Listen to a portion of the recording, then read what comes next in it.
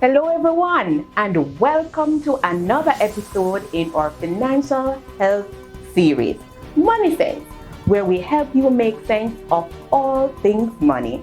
I am Hope Sterling, and with me today is Doran Davis. In today's episode, we'll be sharing with you some valuable tips on how to borrow the wise versus the foolish way.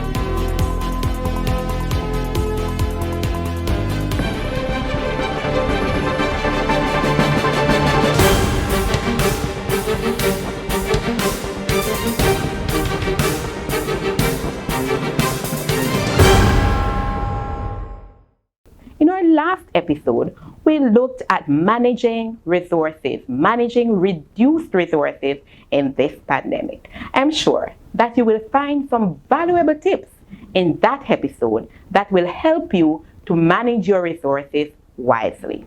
So, Doron, I know that at some point in our lives, we might need to take on some debt. But I find that many times careful thought is not given to this process. Tell me, what are some of the best times to take on a debt? Well, Hope, when you want to borrow, we have to take some things into consideration. First, you have to ensure that you have been working for at least a year. This will ensure that you are settled in your work. Also, Hope, you want to consider borrowing when interest rates are low. This will help with your repayment. You will have a lower repayment at this time. Also, you want to visit the institution when they are having promotion or special packages. This also will allow you to get the best deal and get the lower interest rates. Another thing you need to consider when you want to borrow is to ensure that you have saved up enough money that will help with repayment. In case for a month or sometime you may lose your job, you might have enough money saved up that can secure repayment until you start working again. Some very valuable points there, Doran. And also, before we consider taking on additional debt, if for any reason we had any bad debts out there, we want to ensure that we cover those. We want to ensure that we repair those bad debts and ensure that we are in a good standing. We have a good credit rating. So viewers, we recommend that you, in terms of borrowing, you take out a loan when you are younger. So if you're considering taking a mortgage or auto loan, it is best to take it when you are young, because close to retirement, you want to ensure that you are debt-free.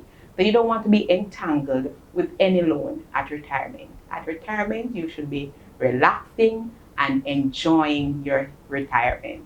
Great points, Hope. Great points. Viewers, another question that should be asked when considering borrowing is, how much should you borrow? Hope, tell us, how much should we borrow?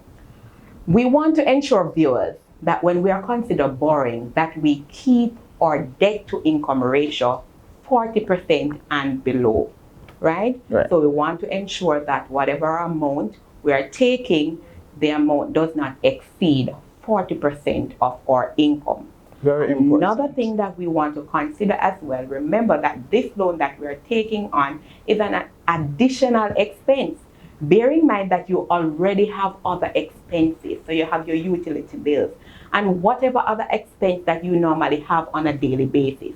This loan is an additional expense, and you spoke about savings earlier. Right. So when you're taking on the loan, you want to ensure that you're able to save. You want to ensure that you're able to cover your existing expense, plus you're able to meet this repayment amount for this loan comfortably. Very important. Thank you for that. So viewers, let's talk about what you should consider before borrowing.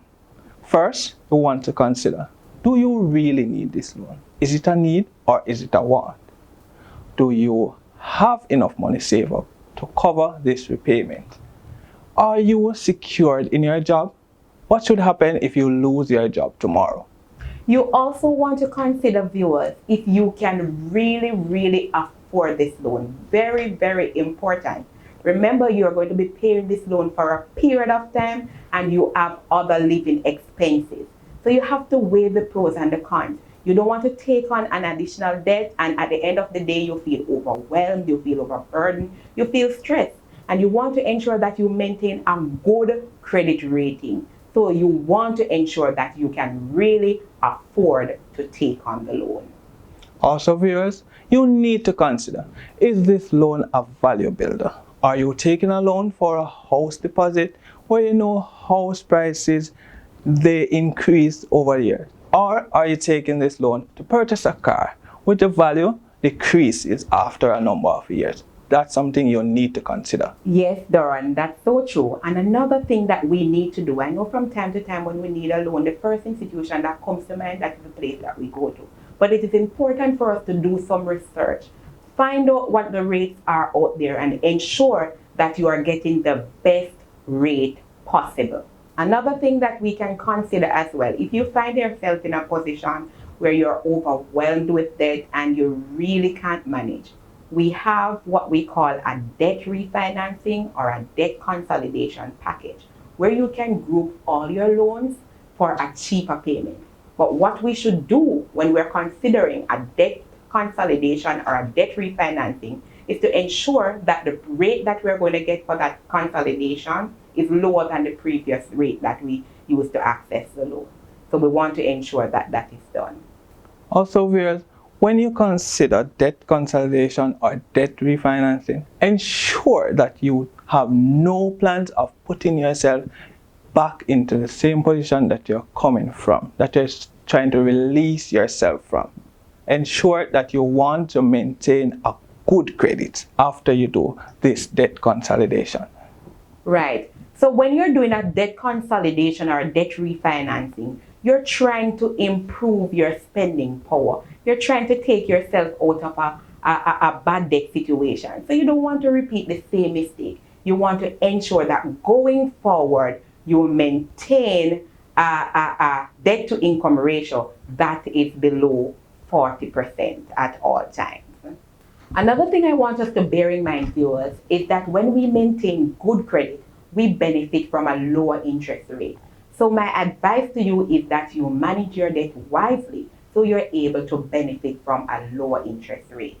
Here are some tips on how to borrow the wise way.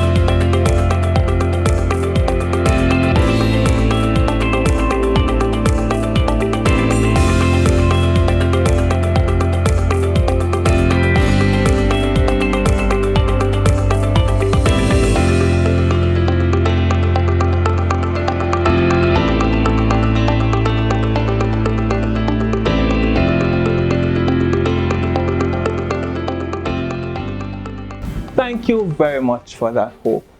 Well guys, there you have it. That's our show for today. Thank you for joining us. We hope that you learned something today.